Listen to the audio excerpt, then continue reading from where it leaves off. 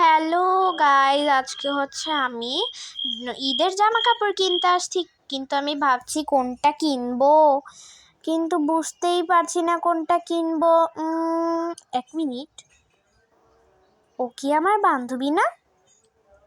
হ্যাঁ, চেনা চেনা লাগছে, যাই তো। একটু ঘুরেন তো এদিকে। ঘুরছি।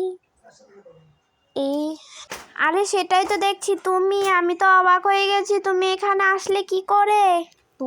আরে ভালোই হয়েছে, আমি তোমার কাছে জিজ্ঞাসা করতে যাব ভাবছিলাম বাসায়, যে আমি অনলাইন থেকে কিনবো নাকি আড়ং থেকে কিনবো। দেখো, আড়ংয়ে এসে তো খুব ভালো ভালো জামা পেয়ে গেছি, ভাবতেছি আড়ং থেকেই কিনবো। কি বলো তুমি?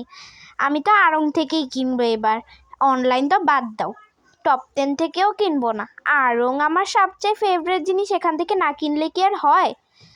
আমার ঈদের মেন ড্রেস এখনো কেনাই হয় নাই, মেন ড্রেসটা কিনবো ভাবছি। এই দেখো আমার জামা জামা এখানে প্রায় 10-12টা, এটা কিনতে যায় তো আমার মাথা ঘুরিয়ে গেছে, আর প্রশ্ন হয়েছে যে কোন জামাটা আগে কিনবো।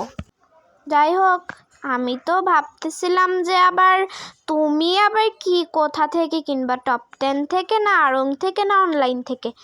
আমি তো কিনেছি আড়ং থেকে, তুমিও আড়ং থেকে কিনবা? কি মজা, এবার আমরা ম্যাচিং করে কিনবো। আচ্ছা যাই হোক, একটা জামা তো ম্যাচিং করে কিনবো, যাও একটা নিয়ে আসো ওখান থেকে। আমি আবার পরে কিনবো, বুঝেছো? কারণ আমার আবার কাজ আছে, কারণ আমার বাসায় যে আবার বাবার কাছে বলতে হবে যে আমি আড়ং থেকে কিনবো। বাবাকে তো এর আগে বলে দিয়ে আসছিলাম টপ 10 থেকে বা অনলাইন থেকে কিনবো। এখন দেখি না, আড়ংয়ের জামাগুলো সুন্দর হয়েছে, যাই বাবাকে বলে দিয়ে আসবো, কাজ আছে বুঝেছো। আমি না আজকে দেখতে পারবো না, কালকে, এখনো তো ঈদ আসতে অনেক দেরি, তখন কিনবো বুঝেছো। আর বাই বাই, আমার এখন কাজ আছে, বাই।